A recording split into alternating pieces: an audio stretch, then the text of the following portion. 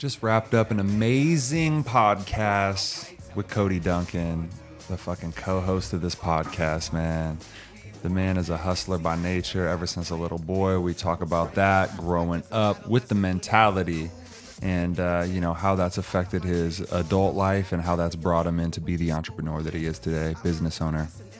I really think that you guys will get a lot from this podcast, and I think that it's a podcast a little outside of what we normally do, which will really apply to everybody. You don't have to like a certain genre of music or, a certain art or craft or business. This is something that I think, there will be a piece of this podcast for everybody. So please share this, watch it, ingest it, laugh at it. I love you guys. Thanks for tuning in.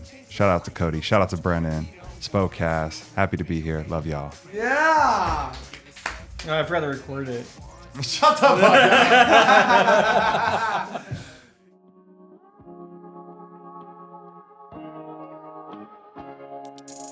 Yo, I'm just happy to be here. I challenge everybody that listens to this to get out of your shell and go do something new and fun. Happy to be here. Like they just slow motion.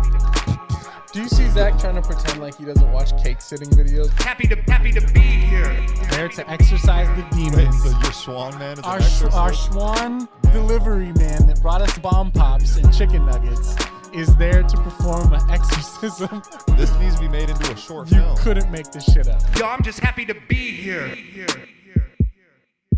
What is up, beautiful people of the world, of the beautiful, warm world, because it's springtime and I'm so happy about the sun shining.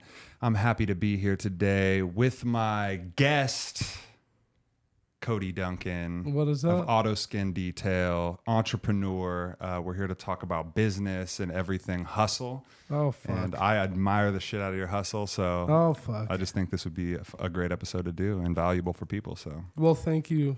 And we've been homies for a long time. And, obviously, we both wear a lot of hats, I guess. And one thing I do is, I'm an entrepreneur and I've been in business for a long time. And, you've known me actually, like, in both sides. Mm-hmm. How long ago did we meet? I was thinking about it earlier today, and I have a number. What do you think? I think it was 2012 or 13. It was Yeah, it's 10 years. It's like graduating on 10 years right Yep. now. Like, we've been showing up at each other's house for barbecues for 10 years. Yep. And so you've seen kind of the journey that I've been Way through. crazy journey of kind of just doing your own little side hustles and having a job working for somebody else and seeing you build from there. But I think the thing that is crazy to me is that I never, the energy never changed, regardless if you were hustling for like what you were doing, whether it was the music, whether it was X, Y, Z that we don't need to say on the podcast. Like, when you're doing your thing, like the energy was there. And I feel like you were able to find a way to focus it into something legit.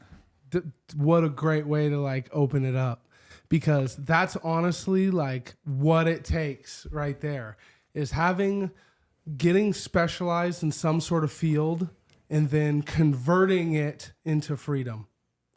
You know what I mean? And I've told you that. We've talked before. It's just like everybody you see working at Ma and Pa and different little places, they basically have like a little bit of juice that they could kind of turn into their own little hustle.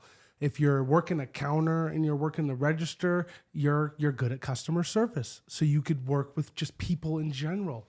If you're any kind of skilled labor, then you can eat. That's just like writing on the wall. If you cut hair, Oh, if you can do like handy work, totally right? If you can, if you can do something to my deck or fix if you're working for anybody doing any kind of skilled labor, then it's your decision. You're making a decision to either work for a living, or you could kind of sway into the little more, hey, I'll have a little bit more freedom. And that's just a decision people make. Some people love working for other people.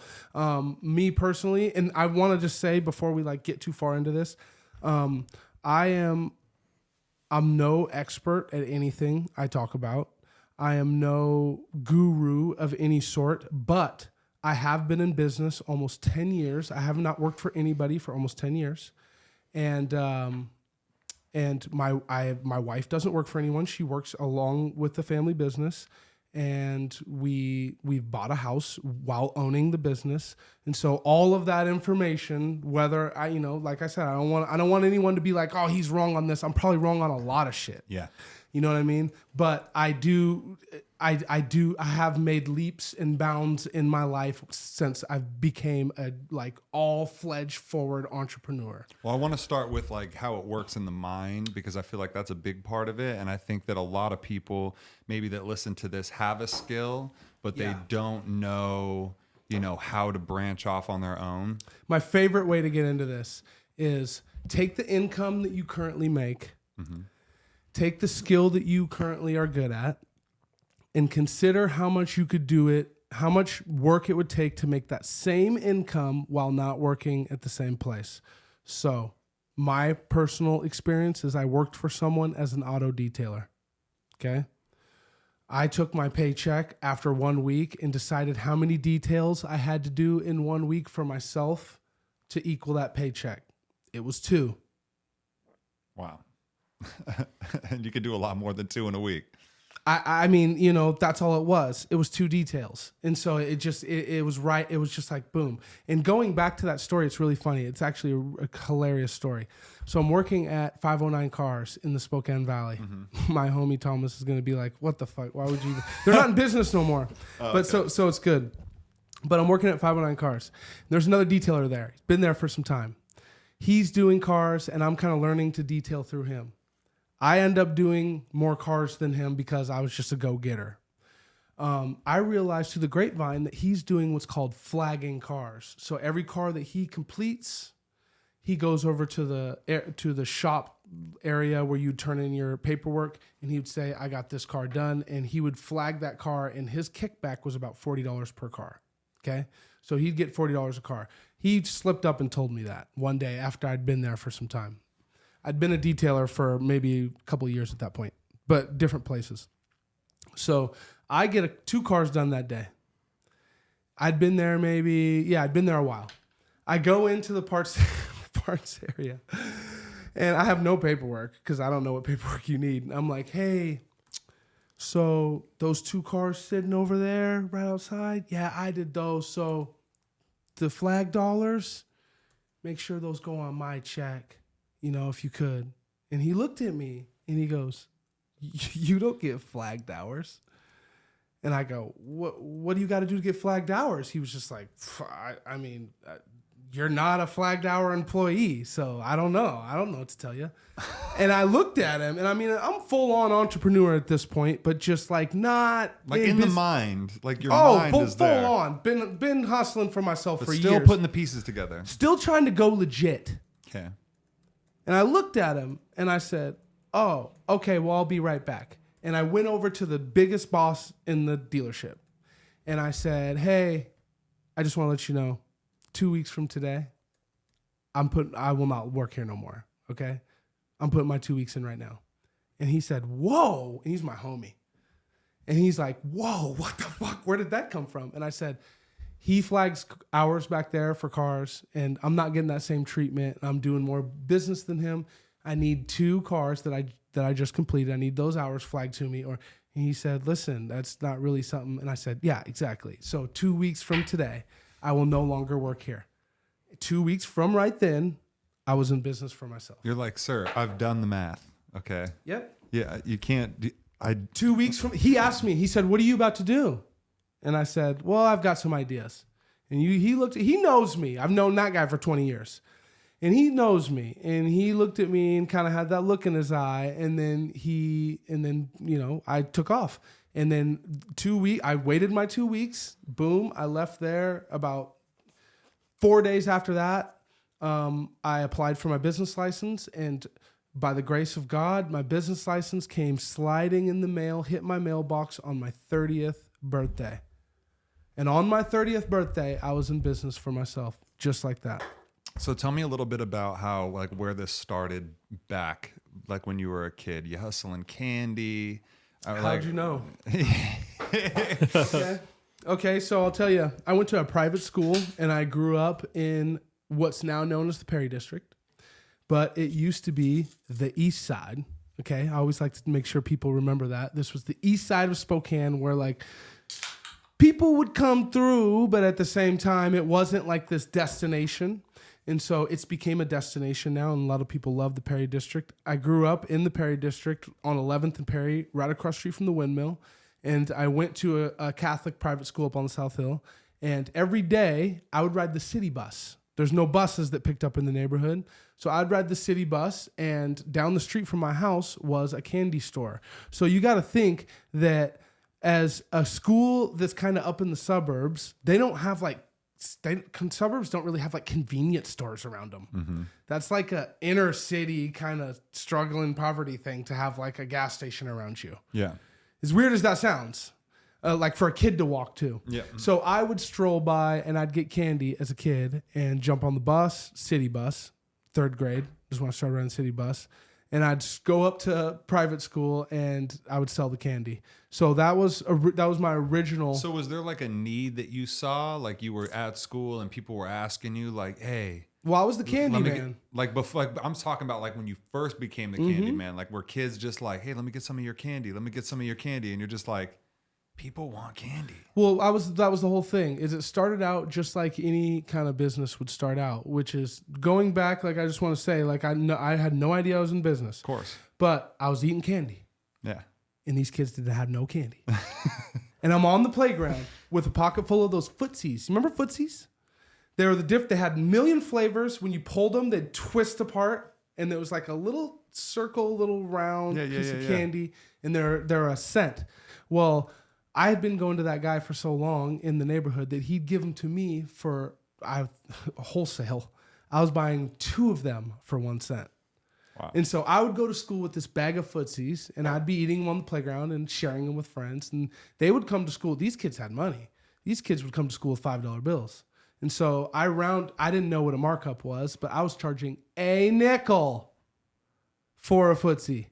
So if you think about like the markup on that as a kid, yeah, I just always had like a bag of candy that was surplus. No, so the thing that is a trip is that most kids, I feel like, would just like give kids candy. Yeah. Whereas like the thought process to say, so was this like when you were a kid, was it instilled in you? Like, I know how you guys do it with your son and Cash, like he's very like. Yes, I have a son named Cash. That's correct. And it's like instilled in me deep. So was it like that with your parents? Like, did somebody instill that in you, or no? You just I grew up in a neighborhood where no one where I was associating with was. Just try to put yourself in that for a moment. And so I was like... Yeah, these kids at school weren't in your neighborhood. No. And so therefore, like, I was that outcast in a sense. And when, like, you would... Like, I had something they didn't have. They had much more than I didn't have. Yes. They had, like, beautiful backyards. They had dens. This is whole nother thing. Going over to... I never knew what the fuck a den was until going over to, like, rich people's houses. You know what I mean? And seeing that little area that like drops down, that's carpeted, that kids can never go in. You know what I mean? And so like they all had dens, but they didn't have candy. You know what I mean? So that's where the need came. Is like they couldn't get no sugar in their life. And so I was walking by sugar 7 days a week. And so honestly, people were putting it on me. People would put $1 in my pocket, right? They would see my backpack and be like, you know, grab me 25 footsies. I think it's 25, right? If they're a nickel. Yeah. So it's like, grab me 25 footsies. I like all red, and they'd give you $1, right? Well, I mean, like, for $1, I was just, you know, I'd get 200 of them. So I could buy everyone's order for $1. So now, was it like a fascination with money in a way, or was it just... Like, I'm trying to think of just like were you counting your nickels at the end of the day? And you just know being what's like, funny about that? Or did you not care? I didn't care. And that's so glad you asked that question. It wasn't that. It was attention. And I just have to be honest. Well, you needed your thing to like be like, I fit in here because I have value. Damn. There it is. Yeah. I never realized what it was. It was like I really don't fit in this room unless I'm adding a service or a And value I mean, to the a room. lot of that is like in our heads, but then it's also like when you have a value, now you like that's when you were in school, Now- when you were younger, now you have friends. There it Now is. people are saying, come on over. I was getting invited over. Yeah. Damn. So how did the Thank hustle you. mindset kind of like progress through like, you know, junior high, high school, like So in junior high, I have one story that's like my middle years that was just like, if you ask anyone who was really insulated close to me, they'll be like, oh God, I remember this. There's a street fair on Perry every year, South Perry Street Fair. It's been going on since I was a kid. And they used to have like, it was a low key, it's like a 30-minute fair. Okay. It's like one of those fairs where it's like, you know, they roll through, or no. Yeah. Am I talking the right word? Where like they bring floats through? oh yeah. Okay. Like a parade? Like a parade. Parade. There we South, go. South, it's the South Perry Street Parade. Okay. Okay. So no license, no nothing. Me and my cousin Josh, who, still to this day, I got to get him in. He's always bugging me to get in business. I'm going to get him in business for himself one day. But me and my cousin Josh, we're kids. And we're like, dude, look at all these people. We run inside, we go get a blender, and we rob my freezer of, you remember those ice creams that you'd get that are like the 5-gallon things that are like the plastic ones with the plastic lid that you'd crack off, the circle ones? Yep. So we snagged that, and my mom had raspberry bushes in the backyard. It happened to be raspberry season. They're blooming. We took all the raspberries off the bush, grabbed a thing of vanilla ice cream out of our freezer and the blender, and ran an extension cord outside.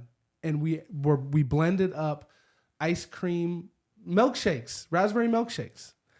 And we drew a line. Let's just say that. We were children. There was no sanitation. Okay. And we straight up drew a line from 11th and Perry, like around the corner a little bit, of people grabbing these milkshakes, to the point where like my mom saw what we were doing and she was like, what the fuck? Like, dude, where'd you guys get that ice cream? That's my fucking ice cream. I got it from Costco or whatever. And then we're halfway through the thing. She's kind of pissed. By the time we're scooping our last scoops out, mom is hitting the XL down the street. It used to be an XL, right down the way, which no one's gonna know what XL is. But I was like, I don't know what the fuck that do you is. remember XL? It was the grocery store, right? Back in the day, the Yeah. best grocery Yeah, store. yeah, they were great. Okay. Yeah. There's an XL right down the way on 9th and Perry. She went and she resupplied our ice cream because, like, when shit's popping and when shit's like going on and like things are happening that don't involve you and like you see the magic in the world happening, you go refill the kid's ice cream. Yeah. Even though he didn't ask for none of this shit. You know what I mean? And so if I will throw any something out there, my mom, she was one of those people that like she'll let some magic happen. You know what I mean? That's And beautiful. Honestly, like you said, to not even ask and just be like, we need more ice cream. we didn't even say that. She just sees us. She just see us getting low, scooping, and she's just like, "Those motherfuckers stole my ice cream." And then she's like, "Well, they're getting low now." And she went and got us another big one. No, it's like you're saying. It's like seeing that magic of a life kind of happening before your eyes, especially if you're a parent. I'll never forget it. And it was, it's so that to answer your question, these are all little milestones in my life where I realized, and it taught me a lesson, that if you can slide in on a problem on need day, if that makes any sense, where it's like they need something and you're sliding in to solve their problem. Yeah. Like the fucking world is yours. I mean, you can literally solve people's problems, go from problem to problem to problem. If you know it's going to be hot, if you know it's going to be cold, if you know people are going to need snow tires, if you know people are going to need, yeah. And so you just literally have to just be that guy who's like, oh shit, there's a dude selling water on a 100-degree day. That dude might make 1,000 that day. Yeah. Which that brings me to another point. I have 3 ways that I have, and I know people, that you can make $1,000 in a day, and anyone can do it. And so whenever you're ready to talk about that, you just let me know. But we're still going through the journey right now. But I have 3 ways that anyone can make $1,000 in a day. I think you should say it right now. I think we're down. You want wanna go into it? I want to go into it right now. Okay, so it all depends. Go back to the first thing we talked about, which is find a skill or something that you're good at and just really step back and think about how much value you add to that. And then that's going to help you out a lot. I can only speak from my shoes, and I'm a salesman. Okay. So very first way that anyone can make $1,000 in a day. And it's true because people bring this up all the time. And no one asked me this shit ever. Okay. Yard sales. It's fucking gold. It's like, I don't even know. At this point in time, I'm not even exaggerating. Me and my wife do it for fun just to see what we can do in one day. Just to fuck around. Because like, we don't necessarily want the shit at the yard sale, but we'll be like, we want to go to Vegas. And we'll be like, okay, how much is it going to take? Okay, it's going to take this much money. All right, let's see how quick we can make that much money. And we'll just dedicate a Saturday and be like, all right, let's flip for all day Saturday. We bring our kid with us and everything. And he picks out all the toys he could ever want because the stuff that we're grabbing from these yard sales is gold. So if the first way is yard sales. And the main thing you can make money on is furniture at yard sales. Mm-hmm. Okay? Because basically the thought process is like, you have a valuable item. You don't want to go through the hassle of having to sell it. You don't want to have to move it. You pull it out on your yard and you say, somebody please come take my shit. Yep. I'll even negotiate a lower price. Just get it out of here. That's right. And so you want to catch the people selling someone else's shit. That's when you're going to like fucking strike gold. So someone, RIP and like it sucks sale. The way the world works. Yeah. But someone passes, kids, family members, sisters, they come in from out of town. They've got the rent-a-car. They've got the hotel because they don't want to stay in so-and-so's house. Mm-hmm. They've got a family. They've got their own shit. They gave themselves 4 days to get this estate cleared out. Those are the sales you want to go to. Okay, you need to find them. If you see anything that says estate, everything must go. Passing, sickness forces sale. So all of those you got to go. What's a good place to look on? Where do you look? Marketplace, Craigslist, Nickel Nick, any of those little free offer up. That's new. That's too new. Too new. Okay. People are gonna have like new style sales and look for the signs. You want old folks to make the thousands. The new cats you can make a little bit of money on the new sales, but at the same time, the old sales are the ones that it's. See, that's a simple. good point. That's a good call out, honestly, because because you're saying like people that are a little bit more savvy. Yes, people are gonna let things go and maybe not know the value. Well, it's not that they're savvy. They ain't got nothing worth no value. All their shit is purchased at fucking stores that we all know and love. Yeah. The stuff I'm talking about flipping was handmade. Yeah. Antique stuff. If you bought something at Rent-A-Center, if you bought something at More Furniture, if you bought something, all that shit, none of that's going to be, I don't have eyes on none of that. I have eyes on the end tables of old folks. I have eyes on the patio furniture. The one of the biggest ones is backdoor patio furniture. It's a fucking home run. Yeah. A good set of patio furniture, take the cushions off and throw those away because they'll put their own cushions on them. Sells for $250. A good set. Mm-hmm. Usually you can get them for about $20. I'm in the market, so I'm like, I'd be one of those people looking to buy. $250, you list it. You take $200. That's one of the 10 things you got at the sale. You know what I mean? And I'm talking about making $1,000 a day. So we're kind of like tumbling around in yard sales, and that's the biggest gold because anyone can do it. If you have a truck, this is like the guaranteed multiplier right here. If you have a truck, go into the yard sale, go up to the person who's running the yard sale, ask them, say, hey, what is your plan with all the stuff that you don't sell? And then look at them in the face with a straight face, with no smile and no frown. They're going to go, well, I didn't think of that. And you're going to say, well, me and my wife on the side, on the weekends, what we like to do is we help people like you who are having a sale and you're just getting rid of all your old crap. You see the truck. if for some reason at the end of the day, there's a bunch of stuff, you just want it all cleared out, you call me and I'll come back and we'll clear it all out. And, we'll go through it. There's some stuff we may keep and, we'll basically make your Goodwill run for you. And they say, deal. You almost, it's like a 50-50. Because you don't know what you can No, it's like a 50-50 on the phone call. About 3:30 that afternoon, you'll get a phone call from someone. Hey, Cody, this is Martha up on 17th. Come get it.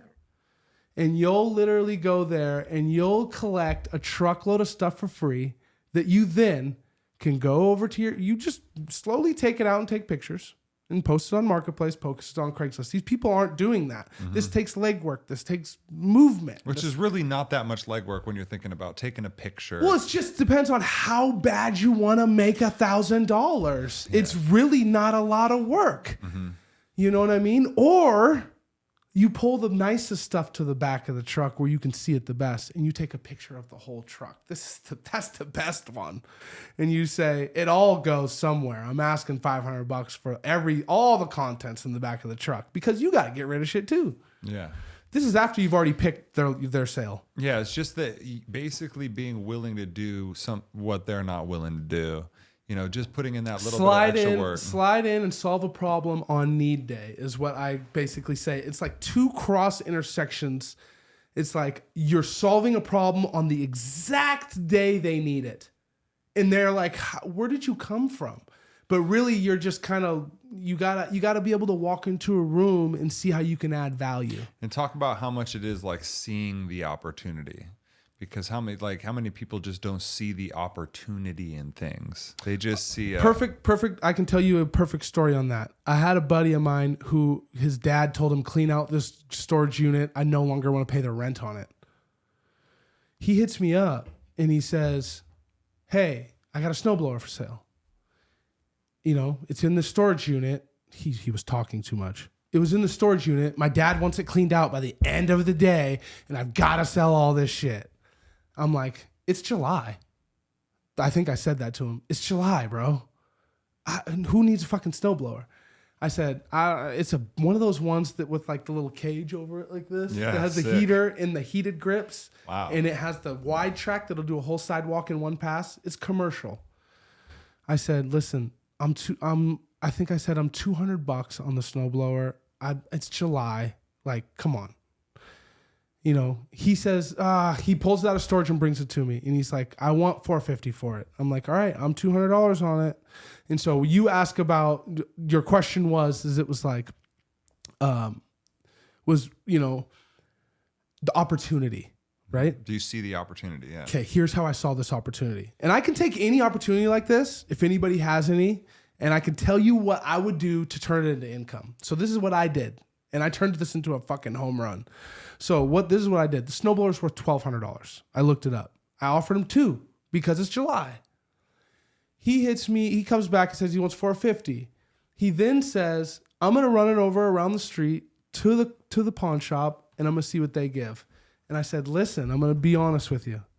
If you go over to the pawn shop and you ask them what they're going to give you and that snowblower leaves my view, I'm paying you $150. So just take my $200 right now. He said, bro, you're the worst. You know what I mean? And this is all just because you're not in the market for a snowblower. It's making money. This is just going to be a quick little note, but it's very important.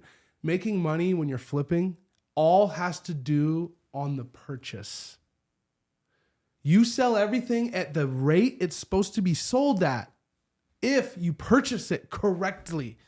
If you purchase it far enough back of what it's worth, you can just straight up just sell it the next 5 seconds later for exactly what it's worth. Instead of asking this inflated amount that you just want to believe it's worth. Yeah. So I'll fast forward. He goes over to the pawn shop. He comes right back. He's like, they only want to give me $800. I'm like, well, that's new. That's great for you because I'm giving you $150. And he says, bro, $200, quit playing. And I said, bro, I told you if that snowblower leaves my side, it's $150. Fast forward again, I get the snowblower, $150. He's pissed, but at the same time, he's in need. About 6 months later, I have a yard sale. I list the snowblower. I put $750 on it. I take pictures. Not only does the snowblower sell, the very first thing, but the pictures, which lasted online all day, drew in the snowblower people plus all their family, because, you don't go to a yard sale by yourself. Mm-hmm. And those people then cycled through my yard sale, all from this one snowblower. Wow. And so when you talk about opportunity, you have to look at something and you have to think to yourself, how many times, money is one time, but opportunity and like education and knowledge about like how to like work this shit, that can be flipped and tumbled like into like this snowball. You see what I'm saying? Wow. And so... No, that's kind of a trip to think about.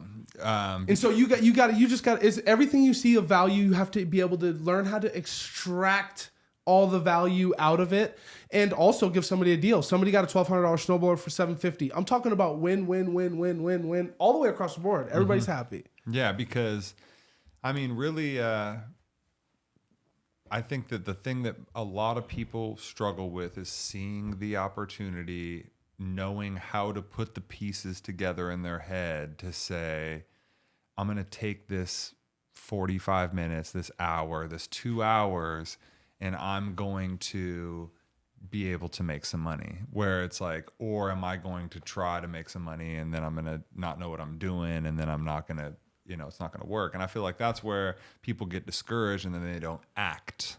Where it's like, if you're driving down the road and you see a yard sale on the side, you might just pull over real quick and go knock on the door. Yard sale, I don't need to knock on the door. I'll go right up to it. And, I do yard sales the way that people are like, they kind of get weird with me. I make a pile. I'm a piler. So I'll go in, and if it's a good yard sale, I'll just, I'll grab all the stuff I want. The rich and rare, by the way. We got to take a shot of this as soon as I'm done with this rant. Please. And I start a pile right here. And they're just like, what are you doing? And I'm just like, oh, these are all the stuff I'm interested in. I may or may not buy that. But I'm going to put it together. But I put a whole deal together. So it's kind of and like so then I go in, and so I do my whole round and I create the pile, and then I come up to the pile. I really don't even look at what they're asking. You're just like, these are the things I'm interested in. And I make an offer on the whole deal.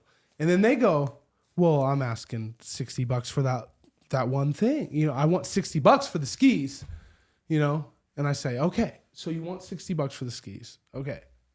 All right. So, okay. And you take out the thing that they're so they're hot on. Yeah.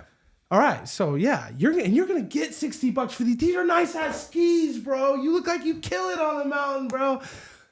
Let's talk about this stuff. You see what I'm saying?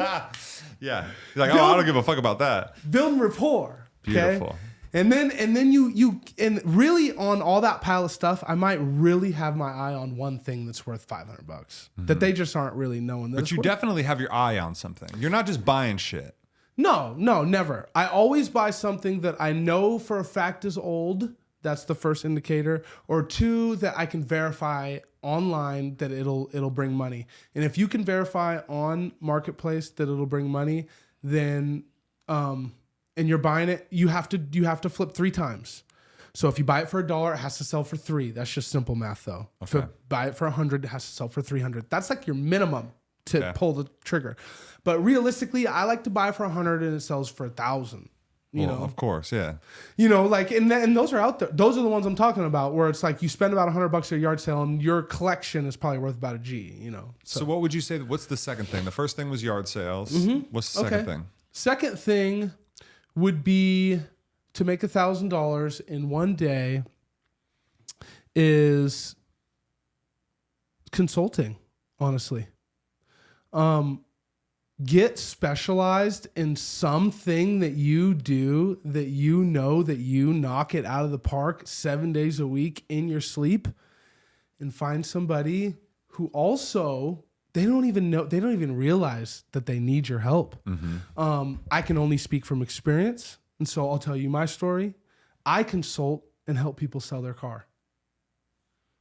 And so what that means to me is I own a business that cleans cars for a living. 75% of the people cleaning their car are selling it. Yeah, let me get a shot of that. 70% of the people who are cleaning their car are selling it, right? So, cheers, by the way. Cheers. Is it still just as yummy as it? So yummy. Rich and rare peach, which is a recommendation by the lady behind the counter. She said, "Go ahead and do the rich and rare." Shout out Maureen. Oh, she's gonna be pissed. Her name's not Maureen. Laurel. It's Laurel. What were we talking about? Consulting. Okay, so all I can speak is from experience. I own a business where we clean cars, and those cars a lot of the time are for sale. And so it's about qualifying is what they'd call it. All this knowledge I know is from the car business. I sold cars for a long time when I was a younger lad. So that's called qualifying. So when somebody comes in and they are getting their car cleaned, if you want to make extra money, you would ask them, "What do you plan on doing with this thing? It's a nice little Civic. What are you going to do with it?" "Oh, I'm going to list it for sale." And this is my process. Okay, I shouldn't even be telling people this because people are going to do this. Okay, this is my process. Okay, I say, how many cars do you sell a year? How often do you guys sell cars? And they'll go, "Oh, we don't do it very, we don't sell many." No one sells a bunch of cars in a year. So this is what I tell them. I said, so I offer a service that we kind of do part-time on the side where we clean the car, we take the pictures, we list the car, we vet the people who want to see the car to make sure that there's no joyrides happening, young kids, hot rodding your stuff. And then also we'll show the vehicle when we do find somebody who's interested. We'll collect the money. And when it's time to get paid, it all comes to you. And then you kick back a fee. So you don't have to pay for the detail. You don't have to pay for any of my services until your car sells. Ah. That's the same thing as what I was saying before. It's about a 50-50 shot. And believe it, we have enough volume going through our shop where that shot hits. Mm-hmm. At 50%. Couple times a week. The fee ends up being, I like to get paid about $1,000 for my service. And so we run it through the word consulting. It's not a commission. I don't own the car. It's not my car. They just do nothing and I do everything. Yeah. And then they kick me down. I put no money up and get all the money back. I love that. And so when you talk about one quick way to make $1,000 in a day, that took me years to figure out. And anyone could take that, pick it up, and put it in their field. I can't tell you how to do it in your field, but that's what I do in my field. Well, what's crazy is that it's like you took, because you used to sell cars. So what you did is you took this yard sale mentality and this I used to sell cars mentality, just in sales in general. Mm-hmm. And it sounds like took those two things together. And now, so how, and do you only, kind of consult that way? Like, no, I'll also consult. I'll do any other consulting. At first it was just that. This is all within the last 6 months. Okay. Where I've actually put a name behind it. Shout out to my homie at PTA Performance, my homie Lou. He said, "Dude, you're a consultant." Hell yeah. And I sat back as we're chilling in my garage, and I was like, "No, because any good idea, if you're just, I get caught with this too. No, that won't work, Lou, because that won't." And then Lou leaves, and I'm like, "That'll work." I could have just told him it'll work right then. You know what I mean? But like, yeah. So Lou put it in my head, and then I own an LLC, and so you can consult under an LLC. Mm-hmm. It's that simple. And so, you can basically take that exact same form and put it in the industry, like I was saying. But like, yeah, it took me years to just kind of figure out that. Well, and cars line up with your craft. And I feel like the number one thing to let people know is get a craft, right? Get something that you're good at. Yes. Regardless if it's like you write and people need to write stuff or type stuff and they don't want to do it and you can do it, or whether that's building a website, like people need it, but they don't want to do it. They don't know how to do it. You know how to do it. Like that leverage can come from you're a mechanic, you detail the car, That's like right. any of those different. Yeah, that's pretty cool. So get educated at something, and then like that's the foundation. And that's where you were able to kind of like build on that. That's where I was able to build on it. And so first one, but you have sale. two. You have two skills really, which is sales and people and detailing. Yeah, but the detail shop, I lucked out because I somehow understood at an early situation when I was younger. I've been in business almost 10 years. So rewind all the way back then. I lucked out because I put myself in a situation where I'm constantly meeting people. It's almost it's like not a realtor, but I just have like I make connections with people that I can later call on. Yeah, that's awesome. Just like okay. So what I'm thinking of right now is I put myself in service industry. Okay, this is perfect. So service industry is a need-based industry. A lot of services nowadays, like you want to be in the need category. Yeah. That'll allow more people to come in and need you. You fulfill that need, they'll love it, and then you can then lean on them for anything else you want to do in life. See what I'm saying? And so like I just like that whole thing people say about like your clients become your friends way before your friends become your clients. That's super true. Like all the people who've done business with me over the years, they're straight up my homies now, you know?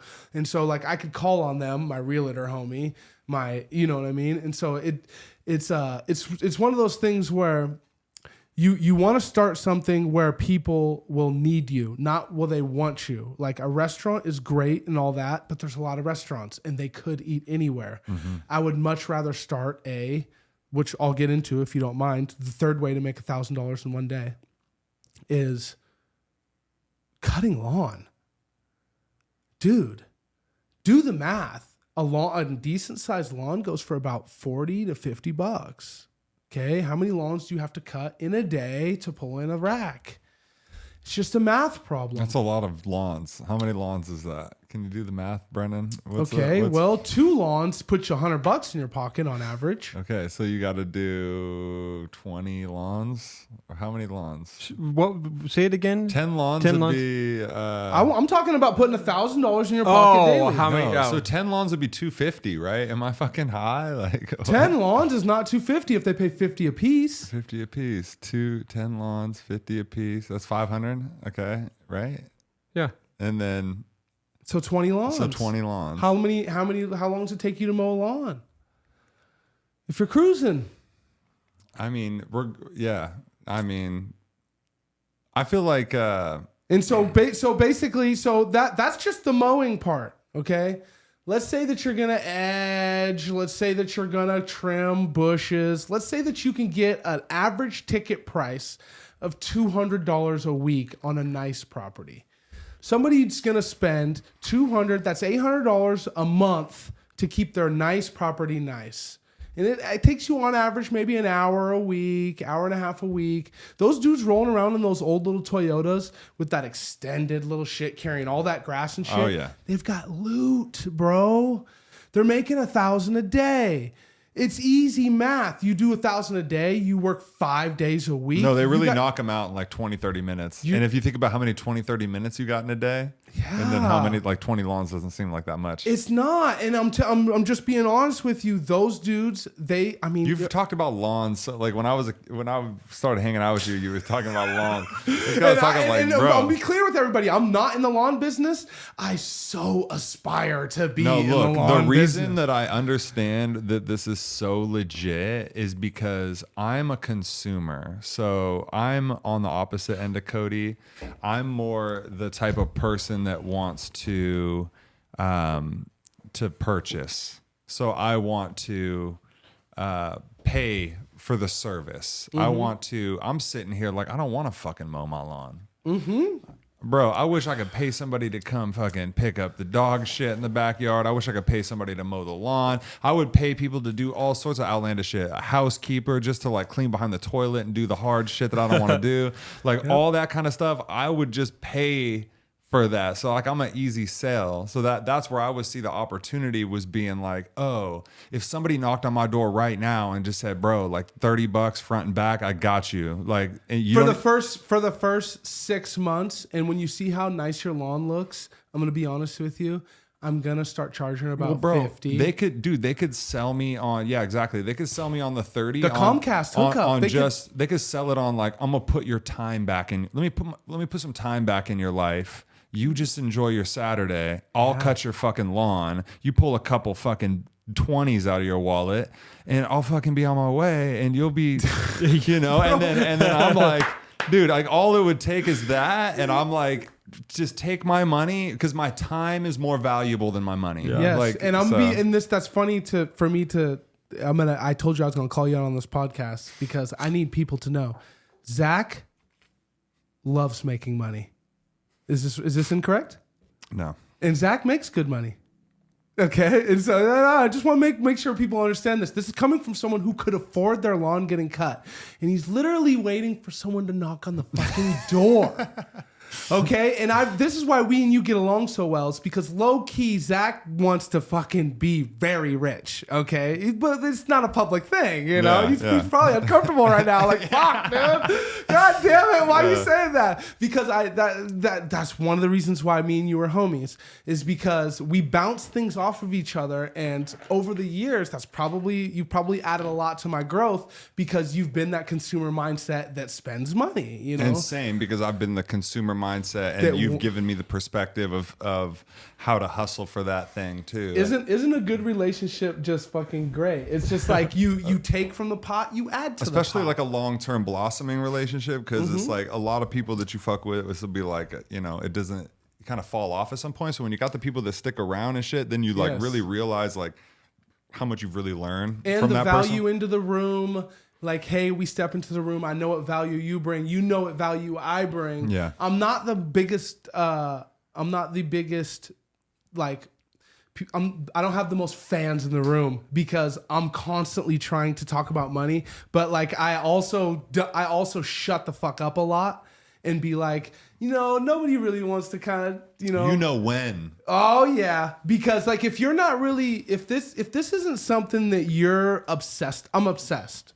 And if you're not obsessed about it, I get really preachy because like I'm trying to get you obsessed. Yeah, exactly. And it took me years to figure that out. I need to quit trying to get people into business. They have to get themselves into business, and then what can I add? You know. Well, and I think that totally it's like sales too. Like anytime even when you're speaking to a friend or something like that. So say in that mindset where you're like, you want to put your friend on, right? Like you can go at it full blast without thinking and kind of just turn the person off immediately. Or it really is like sales psychology where, you know, you find the need, you ask questions, they're elaborating, you find the pain, you address the pain, you solve the problem. Yep. And you know what's really crazy? And then it's on them. I stopped doing it because I one day because over the years when you become self-sufficient on like the income you're bringing in, it's on you to get educated. Yeah. So like anything that you know is going to bring value to your operation, no one's going to be like, Cody, that tutorial I want you to do, I see you didn't log in and do it. No, there's no salary. Have to get on YouTube. I don't have any kind of network coming my way. I have to dive into it. You got to know about taxes. You got to know about what you can do and what's gonna and like all that kind of shit is what I feel like that's what turns people off too is the work. Like a lot of people want to plug in, do a job, be told what to do, vlog the fuck off, do what they do, and not have to trip. And the thing that really intrigues me about what you do is like having a mindset. Because look, the thing that you said when we first started this podcast was, I haven't worked for somebody in 10 years. I haven't worked for anybody in 10 years. And I'm gonna be honest with you, like that's legit business. I've been in business for myself legitimately for almost 10 years, and I was jugging details like out of a back alley for years before that. But you still have while I had a job. Yeah. Okay. Yeah. You see what I'm saying? You just, like you said, you didn't have the pieces in your brain put together yet to be able to just go full, or even maybe the courage or just the confidence to say, Yes. I can just do this. And it took me almost 7 of those almost 10 years to pull my wife out of her own job. I had to convince her. She could have left her job 2 years before. Mm-hmm. But But there's a change. are you for a real? Are comfortability. you that guy? And you have to prove in the family. You're like, oh, I'm that guy. And if you were to ask her now, she'll be like, oh, he's that guy. That's a perfect segue. What did I send you earlier today? Because I don't want to be the one to bring it up because I'm gloating at that point. What did I send you earlier today that you were like, oh, I'm going to perfect combo on the podcast? Oh yeah, you said that you bought a car. Today, on the day of the podcast, it's not like I take a day off when I got a podcast. Yeah, so I bought a car. How much did I pay? $500. And what was I going to list it for? I think $2,500. $2,500 car. The car is sold. Because that's what we're saying. We're like, man, if you could sell this car by the end of the day or by the time the podcast, that would be. A lady is driving from Clarkston while we're having this beautiful podcast right now. And we are meeting somewhere undisclosed on the South Hill. And she will thumb 26 $100 bills over to me by the end of today. Wow, that's beautiful. And so that is strictly off of tenacity, knowing your worth, showing up in a room and knowing your value, sliding in to solve a problem on need day, like I was saying earlier, and then just getting it out. So like it all comes down to, I purchased the vehicle, I bought it right, I listed it. I'm not asking too much. The lady is driving hours. Yeah, and it doesn't matter all because happens in a day. if it's like in her mind, it's a good deal for her. It's a good deal for you. I feel like the most impactful thing that people at home can take is like you saw the opportunity. And I'm curious, like, how did you find this? Was this come through your business, or did you see this elsewhere? This is a honey hole that I have that I hold very close to my heart. And this is how this is my sport that I do. And this is my little corner that I protect. And the guys that are also in that corner, they'd fucking cut my head off if I told you like all the secrets. But basically, I buy vehicles that are abandoned. Is what it comes down to. This car I bought today was out of fucking gas, bro. Yeah, so you're picking up something that's just and it had a flat tire. So it's inconvenience for someone else. You do a little bit of work. I ran it through the detail shop, and I didn't even tell the guys that it was my car. In situations like this, I don't even tell my mother. You know what I mean? Like it's that, like, and you're probably like, what the fuck is that? Because you're gonna own it, and it's gonna be sold before anybody needs to know. Someone's already on the way. Send it down, baby. Send it down. No. And I mean, and even people like, my wife who's known me for 20 years, she's just like, look, we're normal people. Yeah. Okay. So tell me what it feels like as a normal person. You don't want to know that. You don't want to know that. Dude, you don't want to know that. Like, what does it feel like? It's a drug. It's a drug. Okay. And you like, if anyone's seen anything, they know, it's like that motherfucker likes to make money. I'm addicted, bro. I'm obsessed. I want to do well in life. I came from an area in the east side of Spokane, was not the nicest, and I went to the nicest school and saw everybody's houses, and they're hella fucking nice. Like, I'm gonna have that. And they had fucking dens, bro. And they had decks. And I want a fucking den with a deck. They all had trampolines and fucking little cool shit in the back. And so when you talk about the feeling, it's literally each jug from left to right just encapsulates my freedom. And in a way, it insulates the freedom capsule that I've made that has been insulated over the years. And now the insulation is this big that this flip that I'm doing right now adds another layer of insulation. So even get rid of the insulation, get rid of that whole shit, and think about like the psychological, because it's probably like taking it back to when you were a little kid and you're just bringing value. Yeah. So when you come home to your house, to your wife, to your kid, to your family, and I just, I just worked a full day's work and just put us in a great spot. Like everybody better be in a good ass mood. That feels like you feel good. We feel hella good. See, and I'm honestly, it kind of you got me there because like I even like it kind of made me tear up. in a moment. And I'll be that's- honest with you, because like you are speaking gospel. Like you're literally saying like you're putting gold in front of my face and then waving it in front of my nose. That is what I do it for. I do it to make sure everybody is like, you come into the house and the fucking ribs are on the goddamn grill, baby. You know what I mean? You're like, ooh, you got ribs going tonight. Damn. Yeah. And the kiddo is out there fucking playing on the nice ass playground. And it's just like, damn. It's a vibe. You know? And I mean, just like how you said, you were earlier, I was like, I'm gonna make Zac uncomfortable. You know, I take pride in my shit. Is my shit nice? Very nice. Okay. So I try to like put money into my shit. So it's like nice, because like I don't go to I don't wear designer. Look, the thing that's beautiful too is like, you're just a regular dude. And that's why I'm saying, like, I mean, you are an extraordinary dude, but you're regular in the sense of just like anybody, like what you're doing, anybody can get that mindset, anybody can embody that, and anybody can have what you have, which isn't in a monetary dollar, but it's in the value that you're bringing. And I mean, when you're doing this type of stuff, man, you're a happy guy. You're a happy man because you're bringing value and really, like, what more do we want in life than just some fulfillment? And when you got that, like, you feel like job well done, bro. I just hunted a buffalo. Exactly. And I just brought back meat for the month. And you got that motherfucker. You know what I mean? Like, you straight up, like, and it was impossible. Okay, that's so, I love that. As soon as I started saying impossible, my brain was just like, and just turned on right there. The chase is the impossible. The chase is this morning. There might be critics in the world that's like, you ain't gonna make $2,000 in one day. But I'm the biggest critic. And I woke up today, my head off my pillow, just like everybody else. Mm-hmm.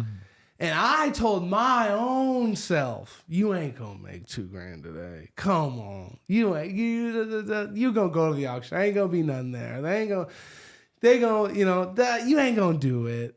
And my own self was telling me that. And so So does that drive you? Oh my God. So it's like you kind of have that internal monologue with yourself where yourself is like talking shit and then your other self is like, bitch. 7 days a week. Watch me. 7 days a week. Because when you mix skill with like a little bit of opportunity and then sprinkle in a little bit of like didn't have when you was growing up, some magic, 50 Cent happens out of that shit. So what is it like the next, what's the next level for, when you're where you're at now? Because I know there's never like a tire spinning type of mentality. Like you're always moving to the next thing. So you have I'm gonna be honest with you right now. When you talk about next step, I'm talking 10 years. I'm talking about the next 10 years. What's the next step for Cody? I want to do the same thing I'm doing. I want to do the same thing I'm doing now. Hopefully get into real estate. That's funny. You got a cheat code because we had a conversation for this podcast. So bigger assets. Oh, God damn. Good word. So an asset is, because I always like to assume when you listen to something that there's certain people listening that may not understand what things are. Yeah. An asset is defined as something, simple definition, something that brings you income. Mm-hmm. Whereas a liability is something that will take income from you. And so when you talk about assets, it is very important when you spend high dollar ticket anything, you need to focus the higher money you spend, you need to focus on trying to convert that into an asset by buying it correctly. And so the one example that I feel like everybody can relate to is a vehicle. Car. A vehicle can be a liability if you pull out a loan and you buy a car and you drive off the lot and you don't have the capital. That's a liability now. It's scary. Because remember what was my past? I sold cars. Yeah. I put people in cars they could not afford. 7 days a week. Yeah. And say, hey, so your payment is $475. That's not much more than the $450 you said you could afford. Dude, can you imagine paying $475 a month for a car? No. You own I remember getting in your head early and I'm like, bro, drive something you can afford. Yeah. You know what I and mean? then, like when you like I own a car, I'm like I really feel like Yes. man, I really came up. I bought this car that I drive, this Toyota. I just met a dude in a fucking at the mall, and he sold me this Toyota for $1,800 with like those. 150,000 miles on it. Runs amazing. And I'm knock gonna on tell wood.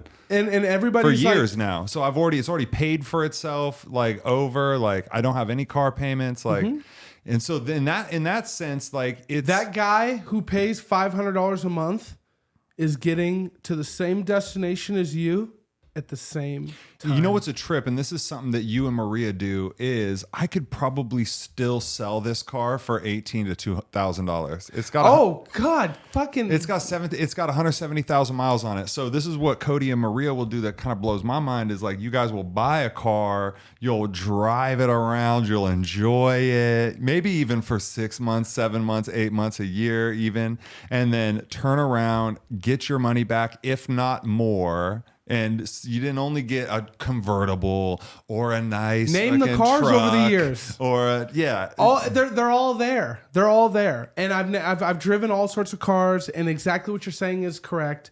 We drive them for 6 months, 8 months, maybe a year. We recoup our investment that we put into the car, and we move on. Now the one thing is, And I don't do that to all cars. I want to flip cars and make profit, but every once in a while, my wife want to drive something. exactly, and you're just like, well, this could be fun. Currently, she's driving a little When Honda you drove Accord, about a around- 93. When you drove around that little drop top red thing, you know, Look up the pictures. It's not a lie. that was fun. That was we, great. Oh, we filmed the We video in hotboxed it. it. Yeah, that was a blast. I bought that car for $2,000 and I sold it for $4,500 after enjoying it all summer. I sold it to him right before winter. So something that I feel like is important to people is that in order to make money in this fashion, you need to have money, right? Like, so being able to when we're talking about being able to make yourself valuable, you can have a skill, but you could also just have some money. all right. And also, it's not that there's no skill present, be able to see the opportunity. So having money and being able to say, if a $4,000 car pops up and I can sell it for $6,500, I can buy the $4,000 car and I can make that Can I take a sales call? $2,500 off the right here on the phone. Yep. Please. Oh, it just went away. I want to take a sales call right here on the podcast. They just called. I don't know what they're calling for, but I have multiple cars for sale. Could be for detail. Yo, Hello. I just what missed. up, brother? I just missed a phone call from you. Yeah, this is Chad. Save my fucking number. Oh, God damn it, Chad. I'm on a podcast. I was hoping. I was hoping. No. You're on air right now, and I was hoping you were somebody trying to buy a car. Well, shit. That's a good deal for that car, though. You see the car I have for sale right now, the Equinox. Are you calling for the car? No. I was God calling damn to it. ask you about maintenance on the ceramic coating. Oh. There's a product that I should be using to be able to, every 3 to 4 months, give it a little extra boost to keep it Okay. fresh. Okay. I'm on air, like I said, so I'll call you back. Okay, well, that's a great deal for anybody who wants that Equinox. All right. I'll talk to you later. Bye. Okay, so that's actually really funny. That's my homie Chad, and I did what's called a ceramic coating to his car, and that's what's called a vertical skew within a business. If you operate any business and it's already popping, figure out things you can do within your business that your customers will Extra add-ons. So this gentleman got a ceramic coating on his truck. And that's something new that you offer. I've been offering it about a year. And the thing is you want to, anything that you do for a living, you need to really focus on what those people that are already your customers will also need. Huge. It's not fucking hard. You know what I mean? Like it's just up to you. Like if you don't offer it, they'll never fucking look, and you guys can literally apply this if you rap, if you have a band, if you have a podcast, there's people that are fucking with you right now. And what could you provide that they need, already, that they would buy? Could it be a coffee cup? Could it be a cozy? When we're talking to top, could it be headbands? Because motherfucker, this is fashion. You know what I'm saying? Like these things transcend. It's not just, oh, I got to go look for cars. Oh, I got to go to garage sales, right? Take these things, apply them to if you cut hair, you know, it's like betting on yourself and being able to go out. Like how many people that cut hair that work at a place that pay them a salary, they pay them a little thing. You get a little commission off the products, maybe, you know, you get a little deal, right? But you know, where is the math? Where is the sitting down and saying, hey, if I were to take 8 cuts, 5 cuts, 7 cuts a week, I could easily make what I'm making with the commission. Oh, of course. And I bet you I could do 10 cuts. Oh, of course. There's a lot of barbers that will convert a little small whatever and kind of make a mobile barber shop. They'll jump in a... And I'm thinking women's hair even more, like, because there's so many more add-ons, there's so many more expensive things to do. You know what I'm saying? People who do salon stuff like that, they kill it. Like if you could convert something in your house to now where you could, or... Earlier in the conversation, we were talking about something, and I think we got off track. My fault. But one thing that is very important is growing vertically. Essentially, if you do it correctly, you can set yourself free from day one. You'll set up a service. You'll offer a service that people already want. You offer vertical style, like, oh, you want a ceramic coating? Oh, you will need paint correction? The biggest one for me in detail is odor treatment. I bought a machine 10 years ago from a guy who came rolling into my detail shop with a pickup truck who said, "You have an ozone machine?" This guy is probably a millionaire because what he does is he goes through different businesses that would benefit from an ozone machine, and he just showed up one day and said, "You have an ozone machine?" I said, "No." He said, "This is what it does." I gave him $250 cash for a machine that I charge $50 a service for. And I've had that service open on my webpage for 10 years. Wow. Paid for itself a million times over. Oh my God. I'm offering people constantly. So now when you're thinking about that, even from like in hair or something, like there's a million things you can do for protection, for shine, for, right? Yes, gels, different kind of, because here's the thing, I don't cut hair. But if I was to cut someone's hair, I'd make it perfect. And then they would leave feeling like the man or the woman. And then they'd be like, "Ooh, I look really nice right now." And you'd be like, "You want to know how to get that again? I used this." And then, of course, you got a little bit of margin in that, you know? And so that's just us. I mean, we're freestyling. No, we're freestyling. And that's the thing is that if you're cutting grass, you better be trimming the people bushes. that I'm thinking about here that are listening to this podcast, they have a job. Maybe they're in their career, whether it's customer service, sales, hair, tires, auto body, whether you're fucking rapping, whether you're singing, whether you're doing a podcast, like, you know, how can you take what you're doing already? Even if you're somebody like me who's like, okay, I rap, I do sales, I have someone a podcast. Like you, Zach, could do anything you want. So it's not a fair comparison. But it's a little bit different because you have like you have a certain type of, you're like on the sales team, you're like the best on the sales team typically. Well, if you can work with people and you're talking about there's billions of people in the world, then that's a good thing.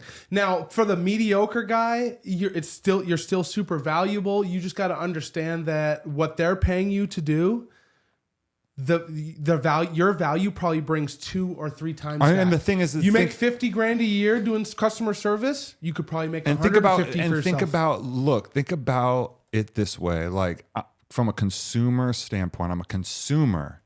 I want to pay you for shit. I want to pay you to make my life easier. Okay, I have a fucking barber that I go to, right? Basically, this is what happened in the barber situation. I had my buddy Ken Beeler on the podcast. We smoked a blunt on the podcast. It got way too high. We couldn't do the podcast, but it all worked out because then Did you ever get your haircut again from him? Because a couple weeks later or months later or whatever, you know, he ended up quitting barbering and went on to do sales or some shit. So I was without a barber. So I'm in need. So then I'm like, fuck, dude, I don't even want to go through the effort of finding a new barber. So I just go to like the fucking Sport Clips by my house, right? I remember And how Sport Clips works is like, you can't like, it's not like a barber where you just like, I'm with fucking Ken at 12 o'clock and I walk in and he's ready for me and he cuts my hair and it's beautiful. It's like you check in online and then it says like, you have this much time left to wait, but then it changes and then you miss your spot in line because you weren't there and now you got to wait again. And it's a shit show, right? If I had somebody that was like, bro, come to my crib, let me cut your hair, $30, best cut you've ever had. Or they come to you. Or they come to you. For $50. And they say, bro, look. Instead of cutting lawn, they're cutting hair. They say, got you a little brew, got you fucking, they meet your needs. You can smoke weed while I cut your hair. You know what I'm saying? And you all of a sudden now, I'll pay $40 for that haircut. I was hoping 50. Because now or 50. Now, well, you get a tip. They roll up. You got to tip them.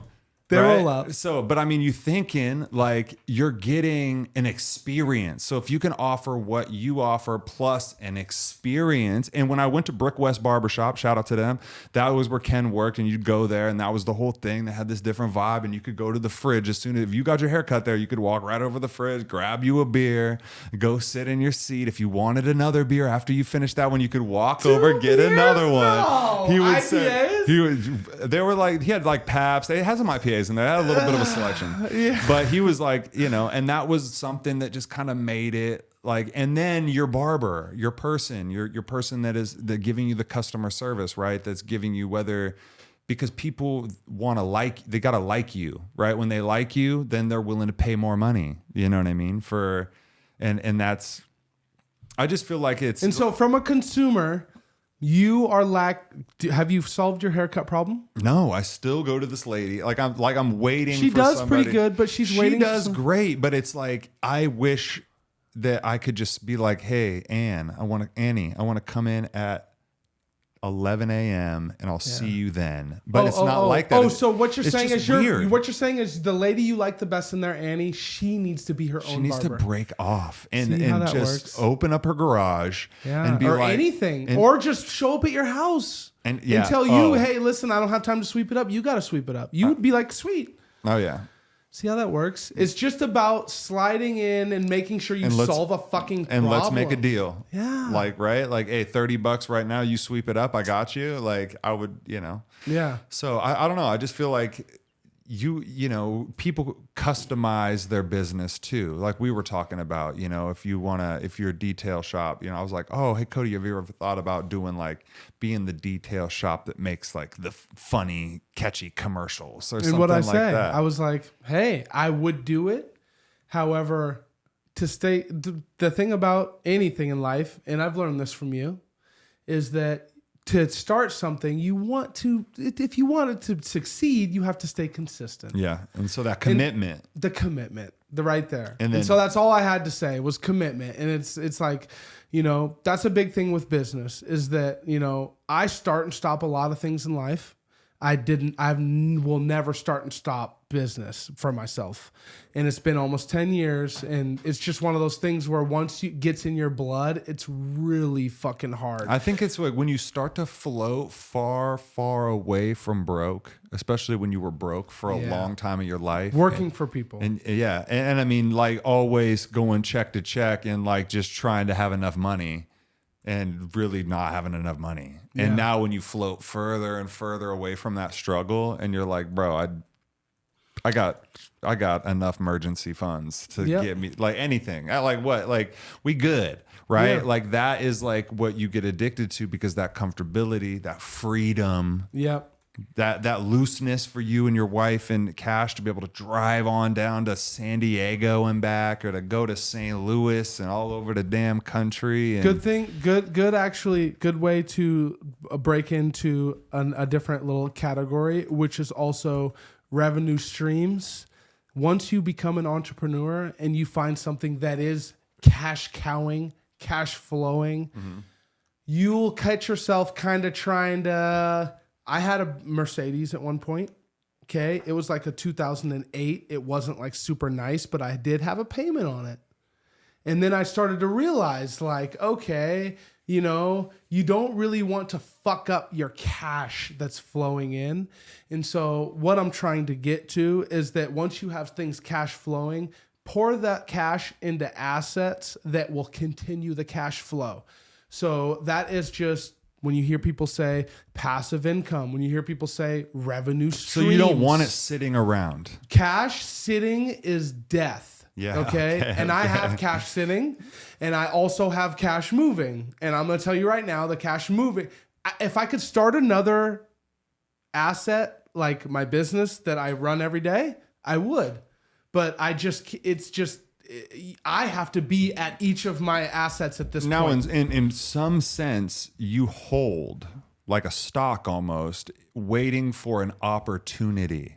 Because an opportunity will present itself to you, and all we need from you, Cody, is X amount of dollars. Exactly. And X amount of dollars will come back. And this is all from an asset that I started with jug money, if you know what that means, for $1,000.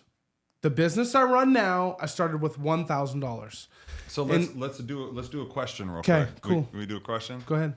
What made you start your own business, and how do you find the right business to start? Okay, so what made me start my own business was seeing the money left on the table after I added the complete value to the whole experience. The car was there. It was dirty. I added all the value. It's out there clean.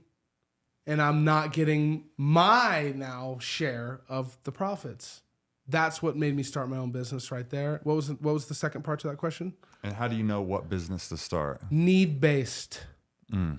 You need to start something. See how I just naturally teach myself. You need to start something that people need. I mean, no shade to anybody making music. That's not a need. It's not. Which is why I couldn't continue to make music. It's because no one needed me.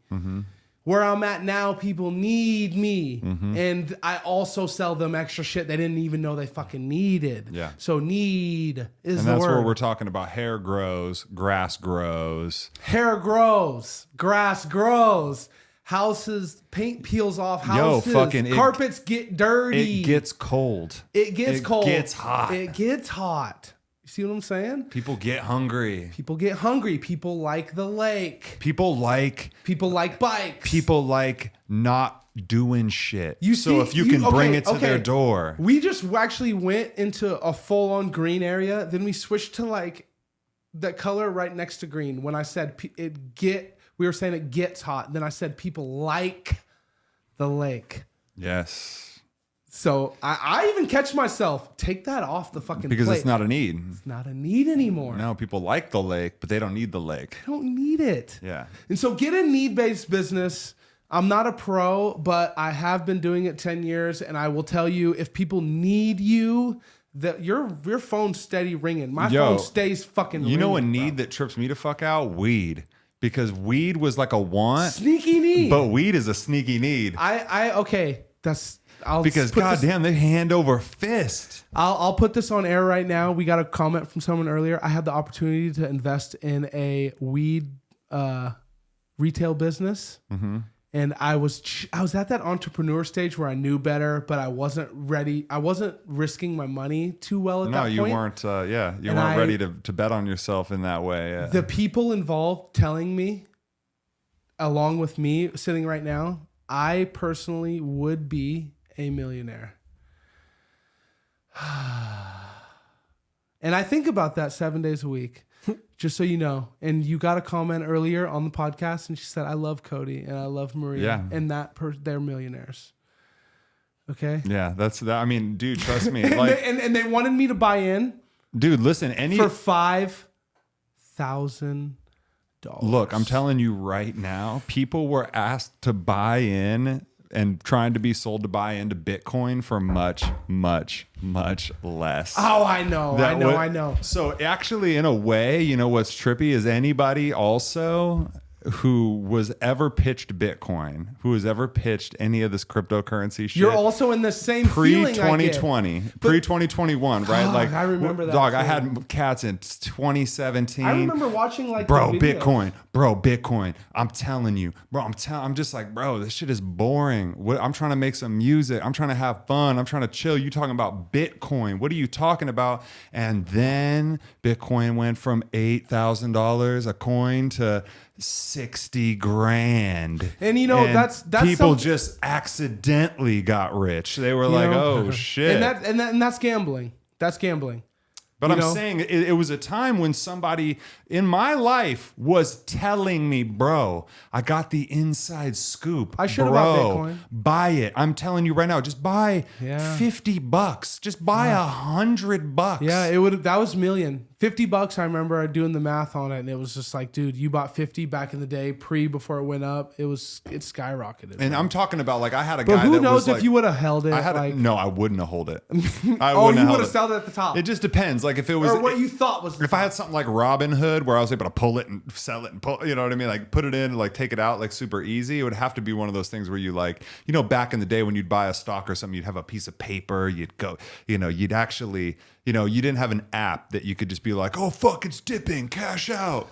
Like, you know, you would just be like, holy shit. But then maybe you'd hold it too long too because cryptocurrency also fell. It was it was just kind of like an analogy in the sense that all of us were probably told at some point, like, or heard of cryptocurrency, and we all were just like, we brushed it off, like, well, I don't even want to give $10. I don't want to.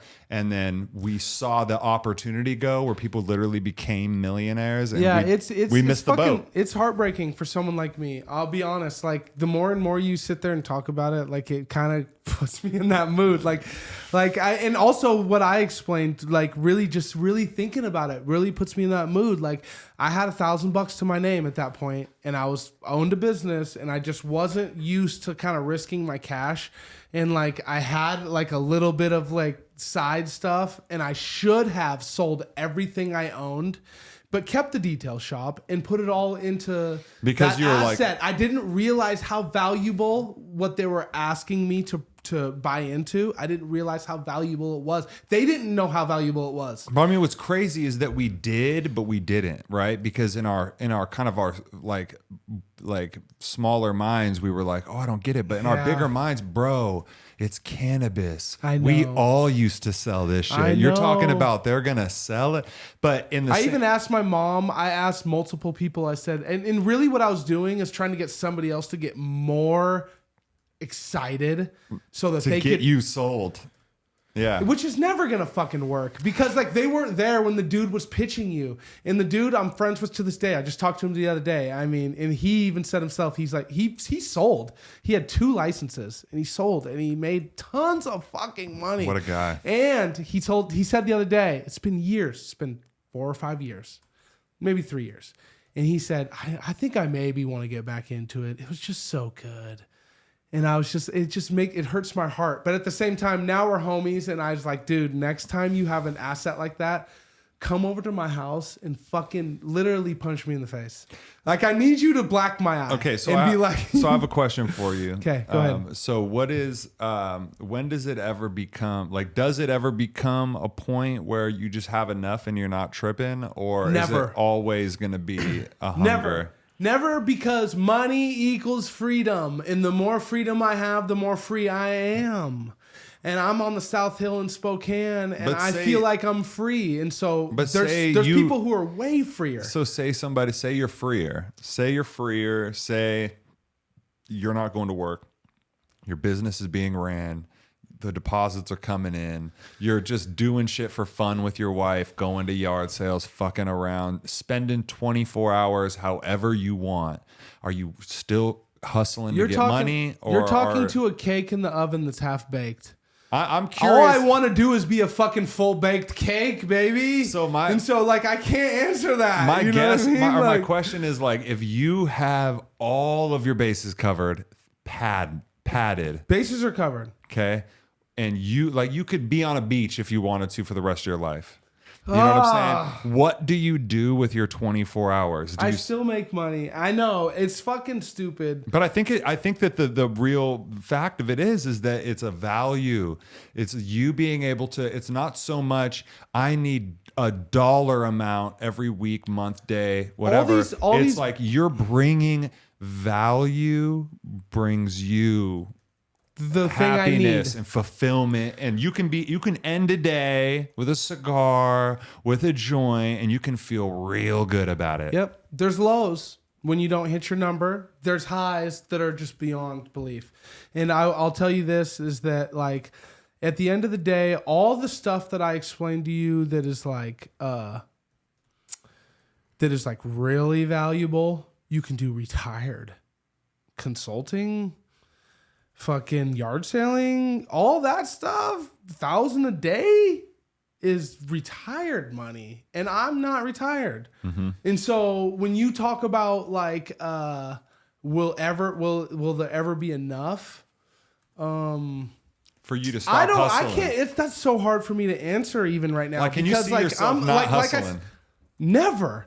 Like that. That's something that when I said you're talking to a half-baked cake in the oven. Like Have you ever looked at a cake in the oven when it's not quite a cake? It's low. Okay, so you got, but it's on the rise. So you got Lamborghinis.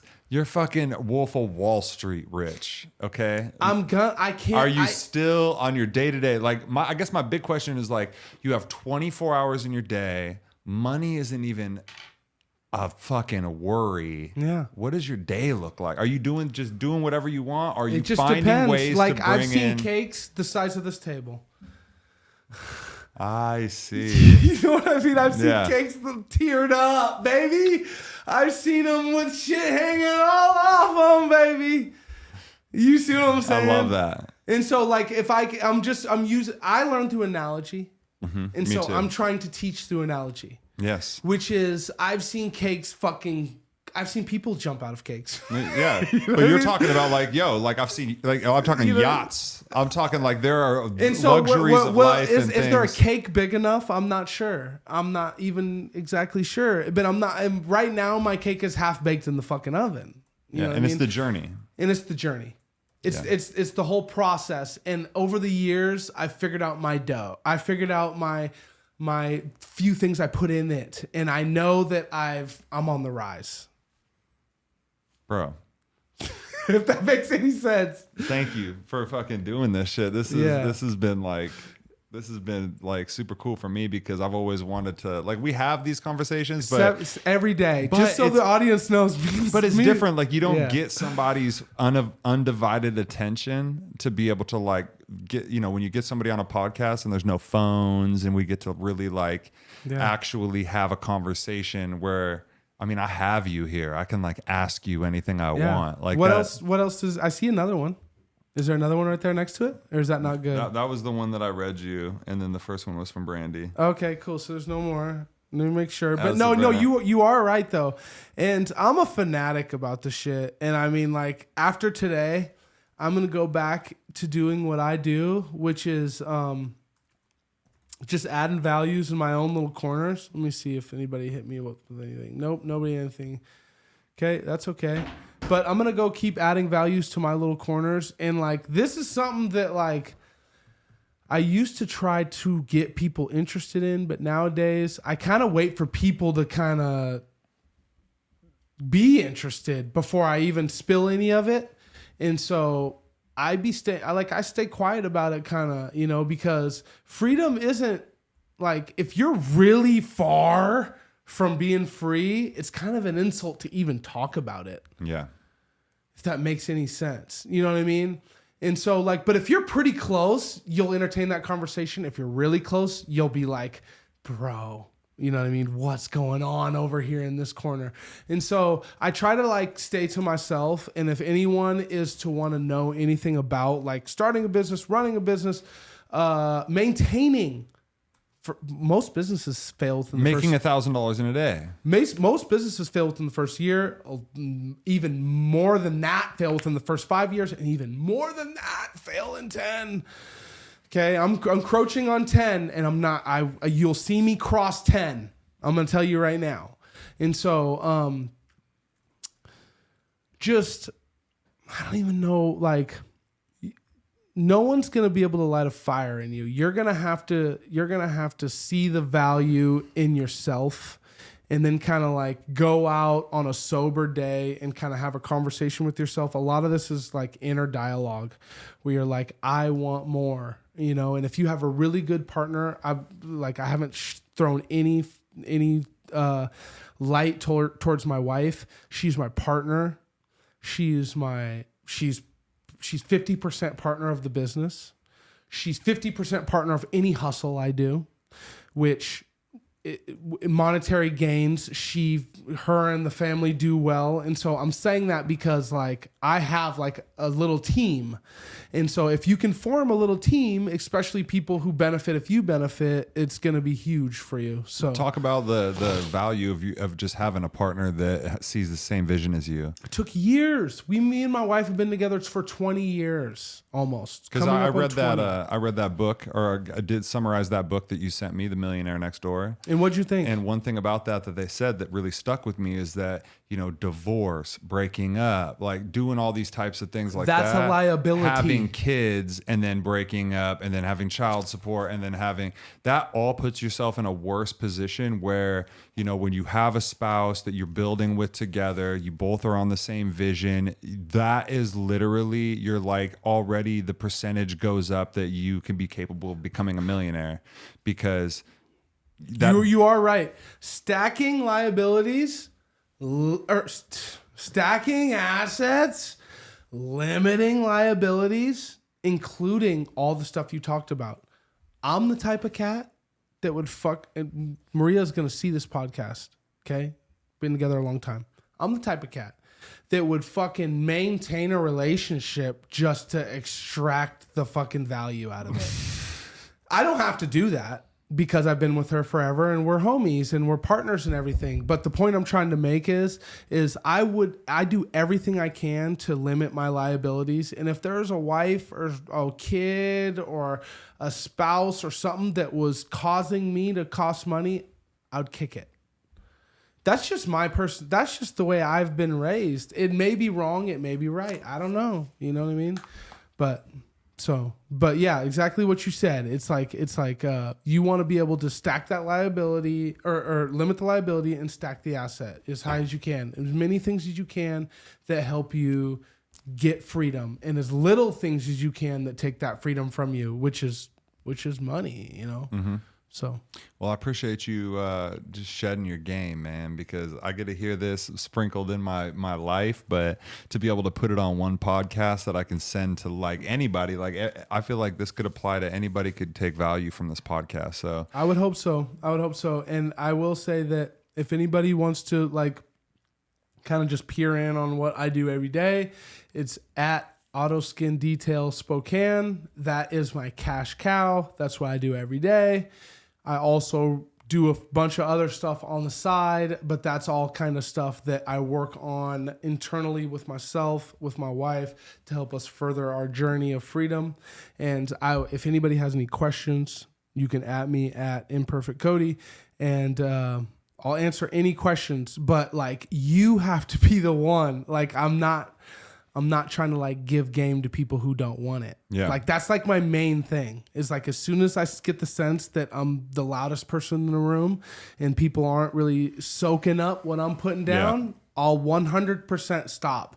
Yo, and check out, you know, Cody's the co-host of this podcast. So, you know, a lot of this game gets sprinkled in with different guests. Like if you listen to Top, he was the last guest that we had on the podcast. And I mean, we were just talking about Top with his merch and, you know, his headband, his gloves, like, that's right. You know, so when Cody sees an opportunity, I take things all the time from you. So please, thank you, bro. I appreciate you. Yes, you as well. All right, guys. Thank you for listening. I appreciate you. I love y'all. Cody Duncan and Perfect Cody. On the pod. We got the peach, baby. Got the peach R&R, baby. Shout out R&R. We gonna tag them in this clip. Love y'all. Peace.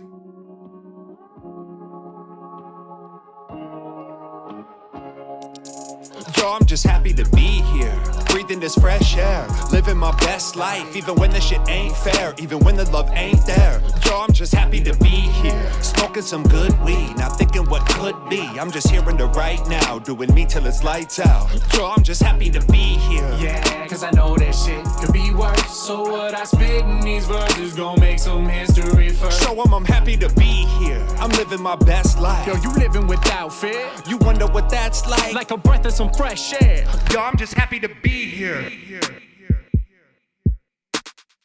Like, you have 24 hours in your day, money isn't even a fucking worry. What does your day look like? Are you just doing whatever you want? I'm gonna be honest with you. Bring I've seen in, cakes. bring I've seen in, cakes. bring I've seen in. cakes. Cakes the size of this table. You know, you would just be like, Holy shit. I mean, I've seen Yeah. cakes. I mean, I've seen Yeah. cakes. I mean, I've seen Yeah. cakes teared up, baby. bitch. I love that. Teared up. I've seen people jump out of cakes. I've seen them with shit hanging all off them, baby. I've seen people jump out of cakes with shit hanging all off them, baby. I've seen cakes fucking. I've seen cakes fucking. I've seen cakes fucking. Fucking. Cakes